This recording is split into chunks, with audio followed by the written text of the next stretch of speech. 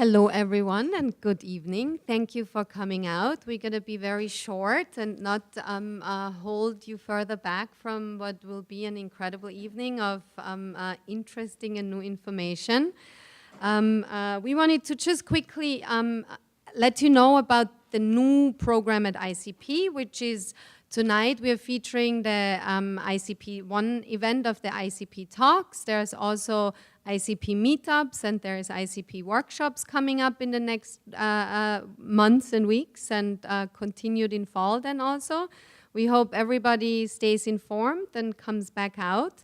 And I would now like to quickly introduce the moderator of tonight's panel because he will introduce the speakers. But Stephen Mays is, I called him before, one of the OGs of photography in today's landscape, and I very much believe so. He has had his hands in incredible organizations, has managed many careers, whether we mentioned Stephen Meisel, David LaChapelle, Robert Mapplethorpe. He was the CEO of the 7 Photo Agency, director of the Archive of Art and Commerce in New York. He's now the head of the Tim Hetherington Foundation and so many other incredible things that he stands for. We are very happy to have been able to secure him for moderating tonight's talk. And Fabrice, do you still want to? No, I don't have much to add, but the fact that it's an incredible, varied array of speakers we're going to have tonight, and we're looking forward to hearing the conversation. So thank you very much. I'd invite the panel to come and take our tall chairs, because the form of the evening is going to be very much a discussion tonight. We have some presentations along the way, but hopefully a lot more talking. And also a conversation. So if you have comments or suggestions or interventions, please let me know, and I'll try and weave them into the conversation as we go. So very briefly, I'd like to introduce the speakers. At the very end here, we have Adam Attia, who is, I think, notably a veteran, a serving veteran of several conflicts, also an SVA graduate, an artist, and I think fair to say an activist. And your history with the New York Police testifies to your commitment to your art and the police's commitment to questioning it. We'll hear more about that later. Tomas Van Houtryve I first knew as a photojournalist, and I think it's fair to say has moved beyond that, is now very much an artist, an author, a thinker, and as he says in his own website, engages critical commentary. And this year has been winner of the ICP Infinity Award, and there's, I think I hear a drone. And it's also picked up an award this year in the World Press Photo. And then finally we have a pair of artists here, GHOST+COW, otherwise known as John Carlucci and Brandon LaGanke, who are filmmakers and have done a lot of music videos, commercials, and other less definable things which we're going to hear more about this evening.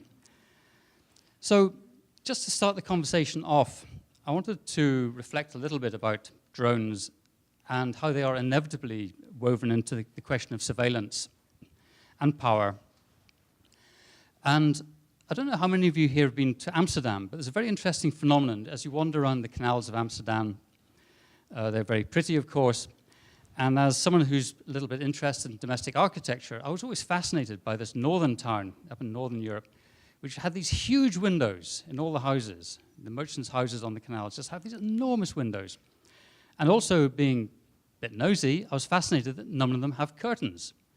That as you walk around Amsterdam, you peer in, and you can see everybody's lives behind these windows. There's no drapes, there's no shades, no curtains, no nothing. And I asked about this, and the explanation I was given is that basically to have curtains would be to indicate shame, and that therefore to have no curtains is a demonstration of pride in your godly lifestyle. And it made me think that there were cultures not so long ago, and still current in many parts of the world, not still current in America, where the idea of being surveyed was very real and very profound, with very extraordinary consequences. This notion of some omnipotent power looking into your life, and indeed looking into your thoughts and judging you, was something which many people have lived with through the ages. And this notion we now have today of somewhat startled indignation that someone might be looking over our shoulders and watching who we are is kind of a reinvention of something that we used to live with a lot in our cultures past. And in fact, I maybe then think of Voltaire, that maybe think that if drones didn't exist, we might actually have to invent them. Because there is an element of this theistic, this godlike quality, these unknown forces which are out there. We don't know what they're looking at. We don't know what they're making of what they see. We don't know what judgment will be made and what consequences will be wrought on our actions through these unknown eyes in the sky. And I think it's very significant to consider that this is actually not a new phenomenon. It's a phenomenon which we've lived with over the centuries in many ways. And it's not altogether bad. I, for one, would not want to live in a society where our politicians, for example, were not surveyed. I want some people to be surveyed, and I want them to be surveyed very closely. I think it's fair to say that most of us with children, I don't have children myself, but those who do have children will want to survey their children. I do know that in the workplace, I will want to survey my co-workers. This notion of surveillance and of judgment is something which is all around us and is actually part of our active lives all the time. I think a lot of the fear that comes with surveillance, this notion of the NSA style of surveillance, the drone style of surveillance, is the unknown element. It's not knowing who is watching and not knowing who is making judgment, or indeed what those judgments are going to be. So I think a lot of our reaction to the drone is very much about privacy. It's very much about fear of judgment. And it's partly pragmatic. There are very real consequences, which, as we'll discover as we go through the evening, range from just intrusion of privacy through to literally life and death. So there's some very pragmatic elements of this, but there's also a huge emotional element. And that's what I want to begin unpicking this evening as we talk through this. So I want to start really by talking to John and Brandon about your projects, which most famously in this area, I think drone boning is probably the project that people know best. And it might be best if to have you start by describing that project and telling us a little bit about it, and then we can talk about the implications.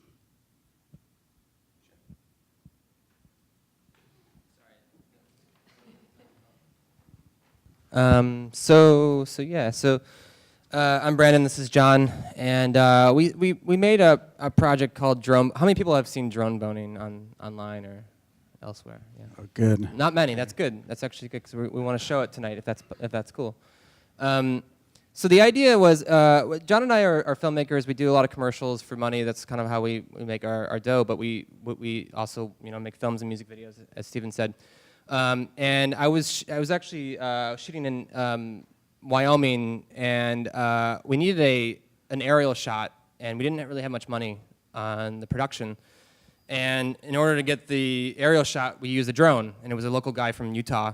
And as we were shooting this, very simple scene, I started thinking that it'd be interesting as people were fucking down there. And that's sort of how it started.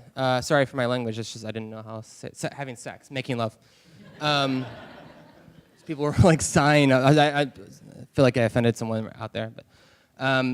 But yeah, that's really the idea. And then it kind of grew from there, and I talked to John. I came back home, and John and I are co-directors, and we not only direct together, but we have, we think of ideas together. We conceive things. And I brought it to John, and John loved the idea. Not at first, but I warmed him up to it, and then it kind of took a life of its own. And people, as we started bringing more people in, as filmmakers, you have to bring your crew together. You need your producer and your DP, and the drone team as well didn't like it at first, but. And then we brought people in, and people started talking about, like, is this a commentary on privacy? What are you actually saying with this. And again, at first it was just about people having sex and landscapes. But as it grew, yeah, it kind of like became this sort of social commentary on privacy, and we had this phrase called "make porn, not war" or something. Was that what it was? Yeah, and Vice broke the story, and they dubbed it as the first aerial pornography film. And then it went all over the web and news, and we have like a little press thing that we can show you just to show how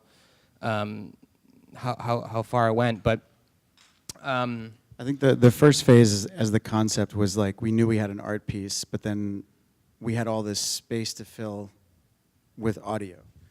And we come from music videos. We were kind of like, okay, well, we're going to have to fill this silence with some music. So we reached out to some artists that we worked with before, reached out to one crew out of Minneapolis, and they said, well, this is a new project we're working on. Sent us the whole record, and it fit perfectly, so we picked a track. And our experience with music videos is, working with labels, and there's a lot of conversations back and forth and notes, and a lot of people get involved, and we knew from the start that this was going to be a thing that we're going to move forward, and you're either on board or you're not. And the artists were really into the idea, and they coincidentally were thinking of their first visual piece would have drone footage. So it was like a perfect marriage. We picked the track, brought it on set, and we were actually playing it out of our iPhones to our drone team and our DP, saying, this is the pace we have to take for these shots. And it was just, it was perfect. From day one, like 6 in the morning, we snuck into a vineyard in San Francisco, saw the image on the screen. We were like, this is beautiful. It's going to be great. So then it kind of morphed into a music video of sorts. It was kind of like an art film / music video. But we don't brand the band until the end of the thing. It's called drone boning from the start. And if the artist has to be okay with that. And they were, so it worked out pretty well. Yeah, so again, like, we proactively developed the idea, which is something that we want to do more with not just music videos, but anything. And just, if there's so many tools out there, drones being one of them now, it used to be, I think, or it still is, it's like, I think like maybe $10,000 an hour or something for a helicopter to get an aerial. And now I think you can get a drone with a shitty team, no, with a decent team for like $1,500 a day or something. So until after this panel. Yeah, and until they become popular. So so there's so many tools out there that you can do, and I think we just went out and made something and didn't ask anyone and just did it. And I think that's the takeaway really for us, and hopefully for anyone who's aspiring to do something without a big budget. So. There was a report in the New York Times 10 years ago already that stated that the highest sales of telescopes in the nation are in this city, in New York City. And which is fascinating because if any of you have actually tried looking for stars in the night sky, you'll have a lot of trouble. The humidity and the light pollution make it absolutely impossible, which raises a lot of questions about where these telescopes are pointing. Nothing is new, apparently. But what is new is, I think, this level of paranoia, and I do find that really fascinating that people react to this with such aggression, in my experience. But I did want to move on as well to look at the civic application of all of this and talk to Adam about your exploration.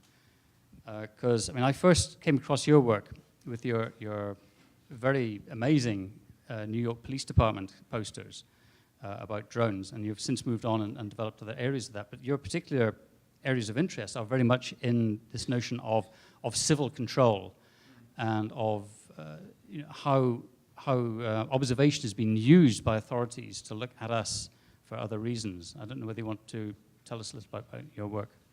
Well, I think so. First of all, like you had mentioned that I was in the military, and a lot of my concern comes from sort of my background in that field, and knowing what a drone was in that context was a predator, which has incredible sensing technology, and also at the time under thick veils of secrecy was being used to kill people. And like when I found out that the NYPD was like looking into this technology, it really struck me as sort of terrifying on multiple levels. Like even if it's just a remote camera in the sky that's able to move around the city tracking objects, that's very different than the nature of a camera on a light pole. Like there's cameras all over the place, but with the evolution of the technology in this day and age with object tracking and facial recognition and things of that nature that the NYPD already uses with their, what they call the ring of steel. I wanted to call it the Iron Curtain. Tomato. So in their ring of steel surveillance system, they have all of this, object tracking, facial recognition software that's able to autonomously identify suspicious objects on the ground that's left on the subway or suspicious behavior on the street, track that person throughout the city as long as they're within, a camera's lens distance, and notify police without the input of a human being until the police show up to the scene. So, like that's the sort of technology that worries me, and the way in which, we as citizens are sort of responsible for that in a way, like it's our job as individuals, as participants in this community to sort of say, hey, I don't like this. And I was kind of interested if you can tell us maybe a little bit more about some of these technologies, because I've been hearing about them, but I know very little. But this notion of object tracking, for example, I mean, how is that applied? How does that work? I mean, I'm not a technologist, but I do know, so on consumer drones at this day and age, you can buy, there's software that will actually, even on things as low-key as the Parrot AR, which you can buy for $300 at, like, I don't know, Brookstone and fly from your iPhone. There are little hacks that you can do to it where you can tell it, track an object, and it's a camera, so it has depth of field, so it can sort of separate, what's in the foreground and what's in the background, grab onto like the white t-shirt and just follow you without being piloted by anybody. And that's something that's available on the consumer level, and that's, so I dare question what exists like on the top secret military level. Do you want to show us some work at this point? Sure.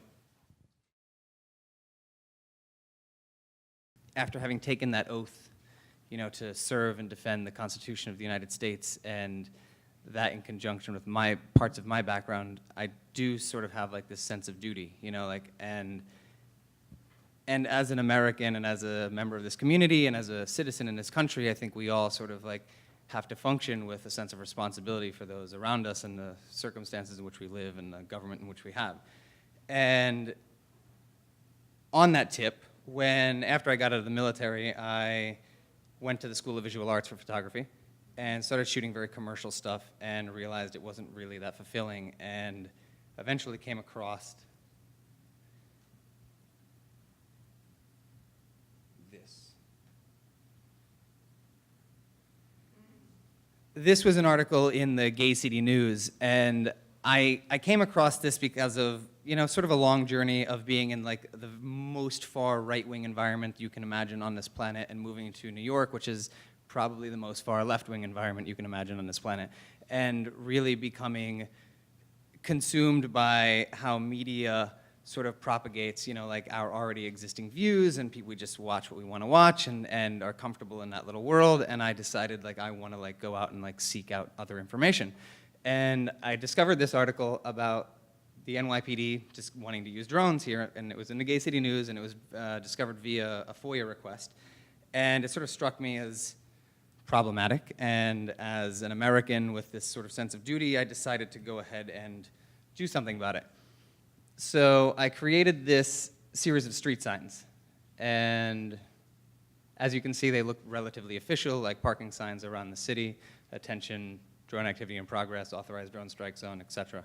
And the intent was really to sort of change the landscape of the city to a place where this is taking place, like this technology exists around us now, because it's very easy, I think, for us to look at what's taking place in Afghanistan or Pakistan, and it's so abstract and so far away, we can brush it off pretty easily. It doesn't really impact us. We don't really have any, contextual understanding of what it's doing to those people.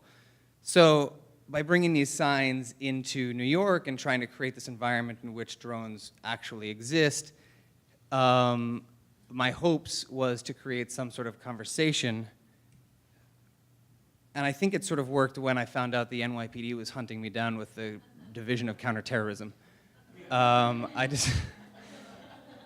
discovered this in the New York Post Daily Blotter Report, and I actually didn't even discover it myself. I got an email from a friend like, yo, you need to read this. And it sort of was arresting, and I stopped what I was doing for a little while, and the conversation about drones sort of subsided, and I was like, this isn't okay, like, I'm sure these people are still doing this, no legislation has changed, like, no actual decisions have been made.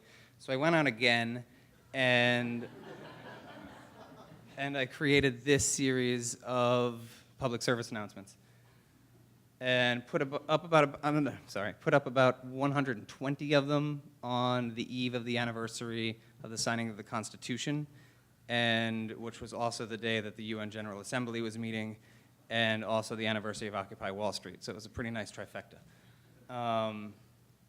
The NYPD was none too pleased. They sent out a task force to take them down, and 2 months later, I was arrested in my home. After 2 years, like, that battle has subsided, and I'm still very much interested in this subject. It's obviously a more mainstream subject now. People are talking about it. The technology has become pretty affordable. I own my own drone at this point. You know, like, if I'm going to fight it, why not know it? But I was inspired by, there was another project that I was working on simultaneously that I'm going to get to. And when I got out of the military, I had gone on a cross-country trip with a very good friend of mine, and we passed by Las Vegas, and just outside of Las Vegas is a military base, which a lot of the drone piloting and training takes place at. And while we were driving by, I happened to see a drone flying, and I was like, wow, this is really quite interesting. That was the first time that I ever actually, like, laid eyes on one of these vehicles.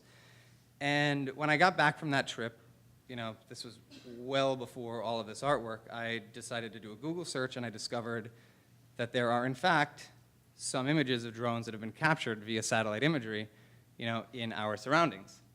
This one happens to be at that airfield. This happens to be in Afghanistan. This drone is in flight, probably on some sort of a mission. And this is another version of that same image. And it sort of inspired another idea, like, if we, as somebody that was a geospatial analyst in the military, I did a lot of mapping work, and I worked with satellite imagery and some drone imagery, not much. It struck me as another interesting way to interact with the public. Like, Google Earth is a pretty ubiquitous software. I use it daily. I imagine other people use it pretty frequently too, even if just to be as vain as to look up at your home and be like, ooh, that's where I live.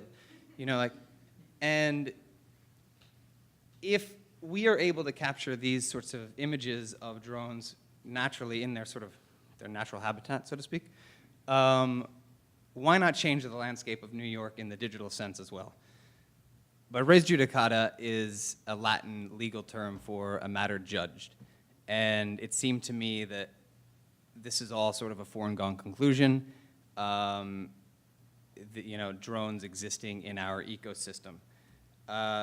The project's intention is to sort of hack the Google space.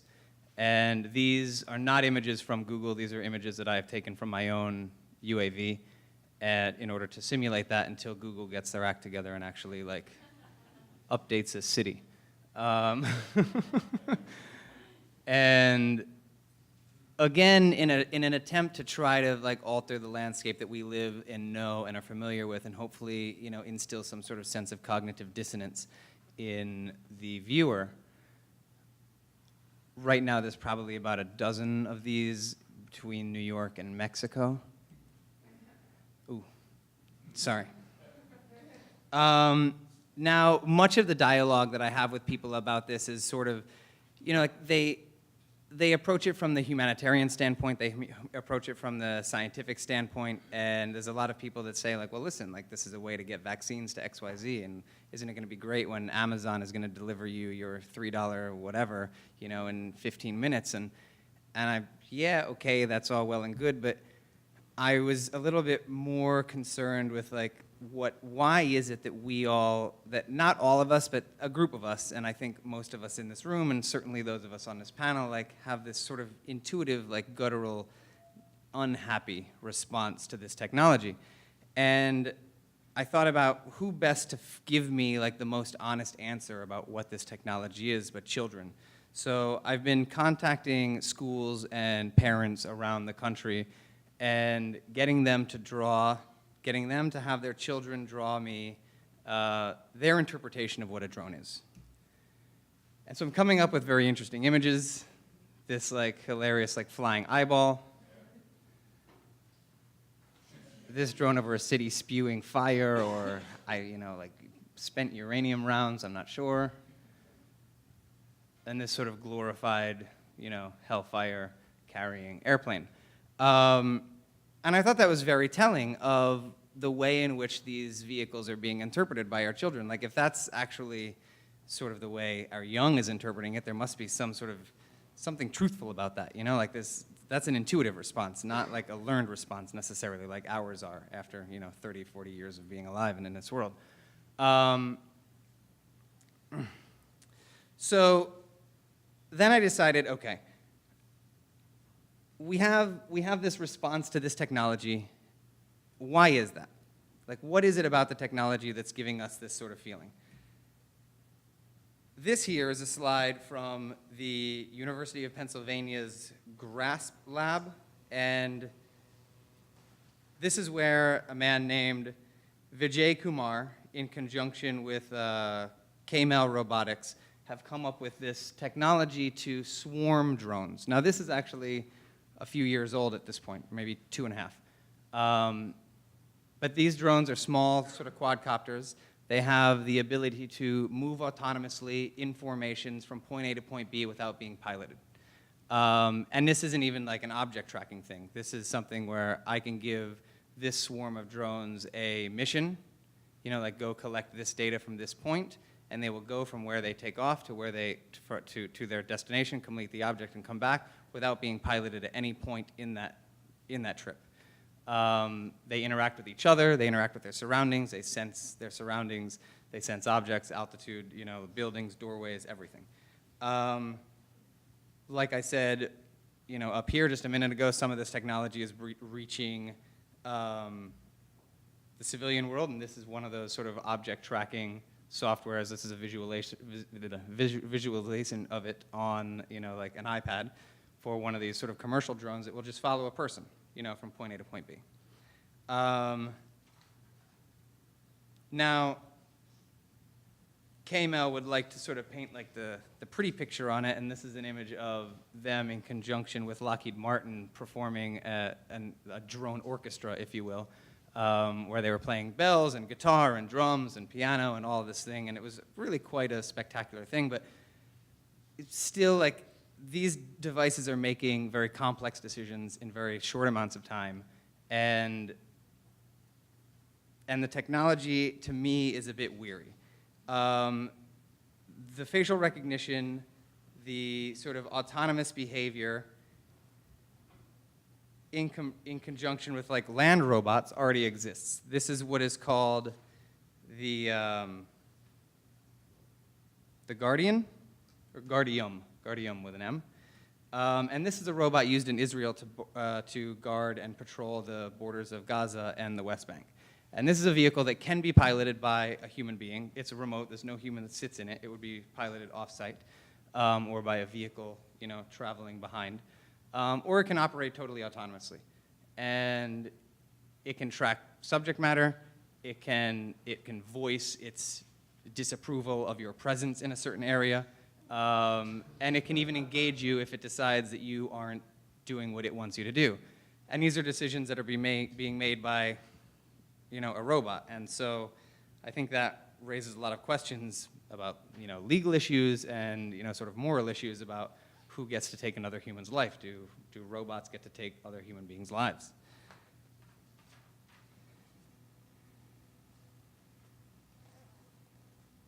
My final slide is an image made by a new technology developed by DARPA, which is a technology called Argus. It was previously referred to as Gorgon Stare.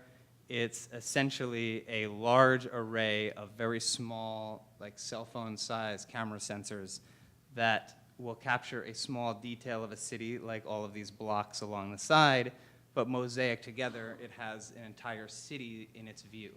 So this is over Quantico, Virginia. It's got the entire city in its view. It's streaming live video, terabytes of video feed, to a control station that can be zoomed into to the point where you can make out cars and objects and people riding around on the floor or riding around on the ground. And this in conjunction with facial recognition, with the ability to be autonomous, with thermal imaging, with all of these other sort of technologies that right now are kind of separate and sort of doing their own thing, I think lead themselves to a world where we really don't know what the consequences are going to be. The possibility for this dictating to another swarm of small drones to go do X in this location, that is a very real possibility. Decisions are being made by computers, and a lot of it is overseen by people, and most of it especially at this point, but the potential for a truly interactive experience with robots in our surroundings is very real. And this is something that takes place. This is generally mounted onto a global hawk, which flies at 30,000 feet. So you're never going to know that it exists. It's not like one of these drones with that I have, a Phantom, or what you guys used with a 5D on it, where you hear it and its presence is there. In conclusion, I just think that I know this is sort of a doomsday scenario, and it's probably many generations away, but I think as members of our community, being the human community, we need to be aware and responsible for our actions when it comes to allowing technology like this into our lives. So I did a little Google search a few days ago, a Google image search, and this is what you get when you put in the words Vietnam War. And those of you that know ICP probably know quite a bit about photography, and so we have a pretty rich visual record of this war. Eddie Adams' picture of an assassination, the picture of Nick Ut on the far end, of Kim Phuc running away from the napalm. You have protests in the United States, GIs in the mud, helicopters flying. So Google somehow has grabbed together all of these things that were recorded about the Vietnam War, and that's what pops up when you put in these two keywords, which is the way that many people discover photography or an issue today. Is the first thing they do is they Google it. If you put in drone war, this is what comes up. And what I find surprising about it is this is sort of like if you were trying to sell drones in a catalog, this might be the same kind of pictures you put up. These beautiful drones flying against the clear blue sky. And yet today, we're living in a far more media-saturated environment than we were in the Vietnam War. And the counterterrorism operations in Pakistan, in Yemen, in Afghanistan are America's #1 foreign policy objective. So how is it that we've got more media? This is the foreign policy objective that counts. This is violence being applied abroad over an even longer period of time than World War II. And yet this is our visual record of it. So this was my starting point of how I got into wanting to cover this as a photographer visually. But there is information about the drone war, but it's kept hidden. So the drone strikes in Pakistan are all run by the CIA, and it's classified. So it's not released through our government in any way whatsoever. But there are NGOs that are trying to compile this information. So I went to Amnesty International, Human Rights Watch, the Bureau of Investigative Journalism, and there are these people that are trying to keep tabs on these drone strikes. So I looked at hundreds of these drone strike reports, and you'll get things like this: a drone strike in Rada, Yemen, killing 12 people, injuring 14, which struck a wedding.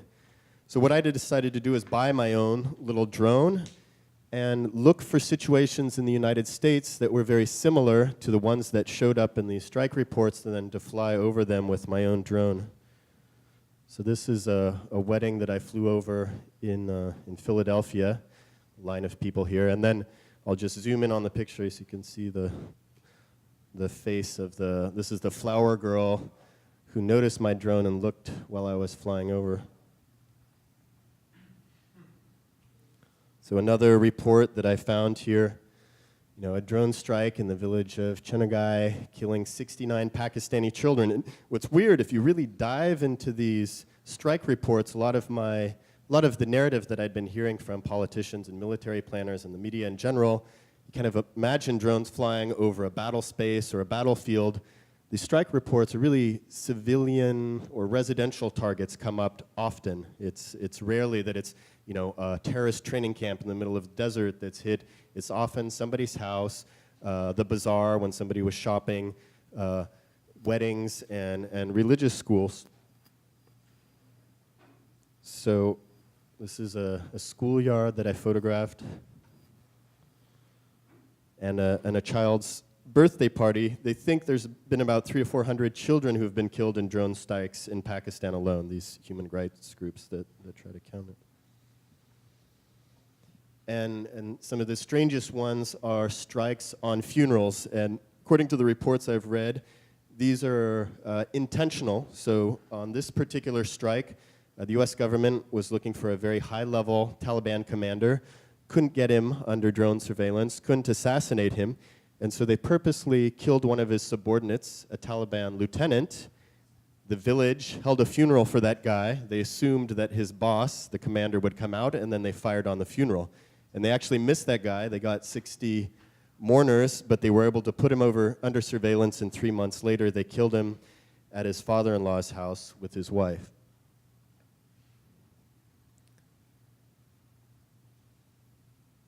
So I flew over. This is preparing for a funeral in Colma in California. One of the other things that human rights groups get upset about is something called double tap strikes. So the difference with a normal manned airplane is the amazing amount of time that a drone can stay in the air, often 24 hours. So it'll strike, and then it can linger over its target and see what happens afterwards.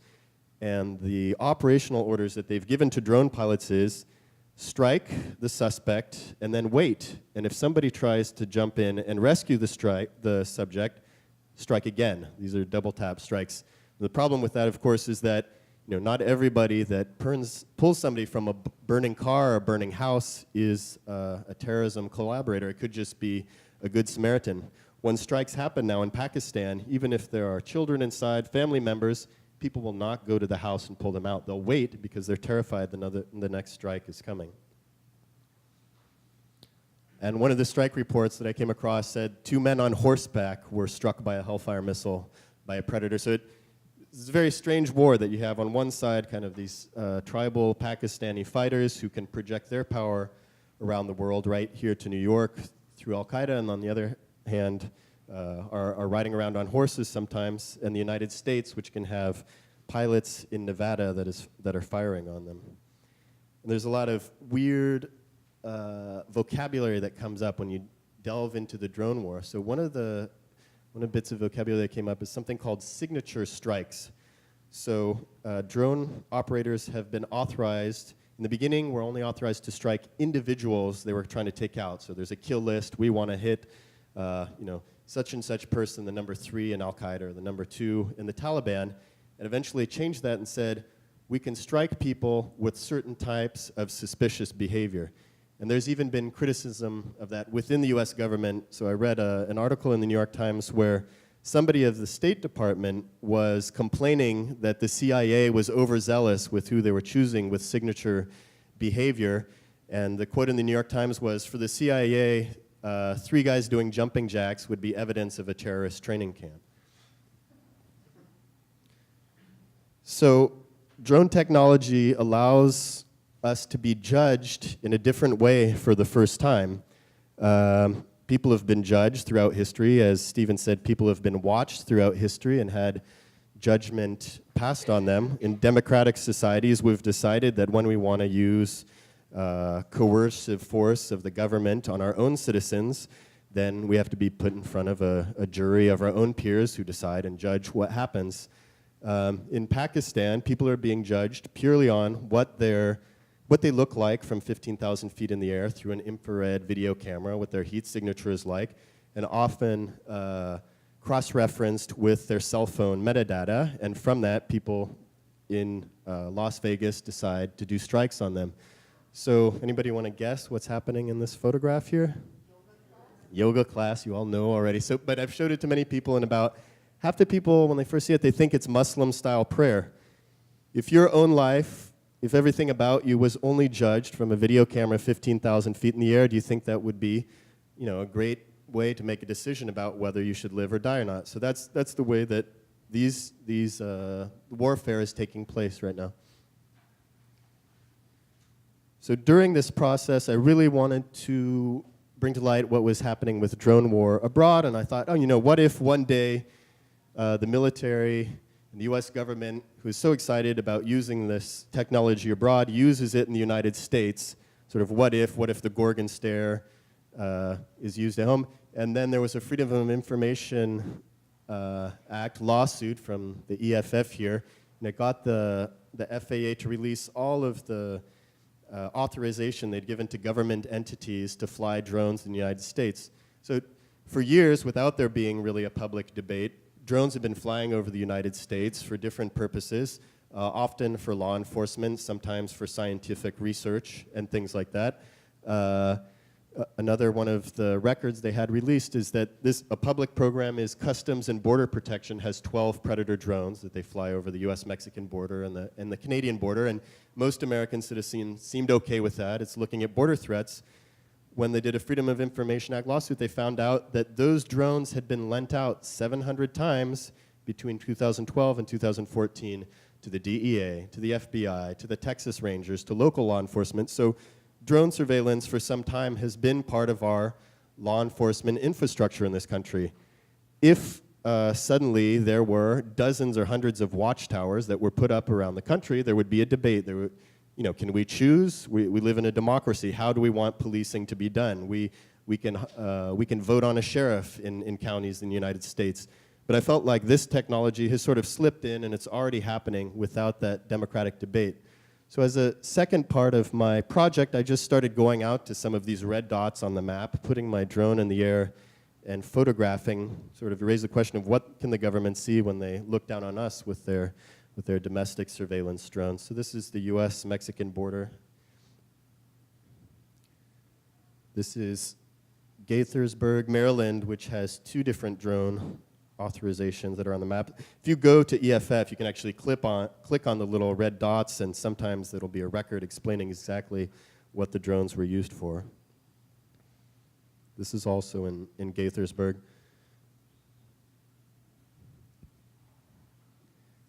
And then this is Tent City Prison in Phoenix, Arizona. So one of our elected mayors who bills himself as one of the elected sheriffs who bills himself as the toughest sheriff in America, Joe Arpaio. He built this amazing prison called Tent City where people have to wear black and white stripes and pink underwear. He has stun fences around. He has facial recognition software, all kinds of monitoring devices. And he announced in the press that he was going to buy 2 drones to fly surveillance over this prison. So he's kind of one of these strong proponents of the militarization of the police force in the United States. And actually, this is a county jail, so most of the people in here have been charged but never brought to trial. They're just waiting trial, basically. And what it brings up for me is this idea that Jeremy Bentham had of the panopticon, where he had this idea of the perfect prison where you could have a central watchtower and all the cells built around it in such a way that the prisoners could always see the watchtower. And that was enough to alter their behavior, because just knowing that they may be watched would be enough to change what they were doing. They didn't actually have to be watched. And I wonder if we decide that that's the kind of society that we want, constant surveillance, are we building ourselves a panopticon society? And is that something that we collectively as a democracy want to get into? These are just some of the partners of the project here, so we can pop back up on the stage.